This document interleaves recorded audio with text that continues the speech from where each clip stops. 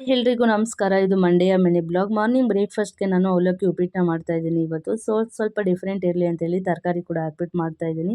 ಹೇಗೆ ಮಾಡೋದು ಅಂತ ನೋಡೋಣ ಬನ್ನಿ. ಇವಾಗ ಸ್ವಲ್ಪ ಆಯಿಲ್‌ನ ಹಾಕ್ಕೊಂಡು ಸಾಸಿವೆ ಮತ್ತು ಕಡಲೆಬೇಳೆ, ಹೆಸರುಬೇಳೆ, ಕಡಲೆ ಬೀಜ ಮತ್ತು ಮೆಣಸಿನ್ಕಾಯಿನ ಹಾಕ್ಕೊಂಡು ಫ್ರೈ ಆದಮೇಲೆ ಸ್ವಲ್ಪ ಪುದೀನ, ಕೊತ್ತಂಬರಿ ಸೊಪ್ಪು, ಜಜ್ಜಿಟ್ಕೊಂಡಿರುವಂಥ ಒಂದು ಬೆಳ್ಳುಳ್ಳಿ ಹಾಗೆ ಜೀರಿಗೆ ಸ್ವಲ್ಪ ಡೈಜೆಷನ್ ಆಗುತ್ತೆ ಅಂತ ಹೇಳಿ 1 ಕಪ್ ಈರುಳ್ಳಿನ ಹಾಕಿ ಫ್ರೈ ಆದಮೇಲೆ ಮೂಲಂಗಿ ಮತ್ತು ಕ್ಯಾರೆಟ್‌ನ ನಾನು ಇಲ್ಲಿ ತರಕಾರಿಯಾಗಿ ಯೂಸ್ ಮಾಡ್ತಾ ಇದ್ದೀನಿ ಅವಲಕ್ಕಿ ಉಪ್ಪಿಟ್ಟಿಗೆ. ತುಂಬಾ ಚೆನ್ನಾಗಿ ಬರುತ್ತೆ. ನಿಮಗೇನಾದರೂ ಬೇಕಿತ್ತಂದರೆ ಬಟಾಣಿ ಕೂಡ ಆ್ಯಡ್ ಮಾಡ್ಬೋದು ಬೇಯಿಸ್ಕೊಂಡು.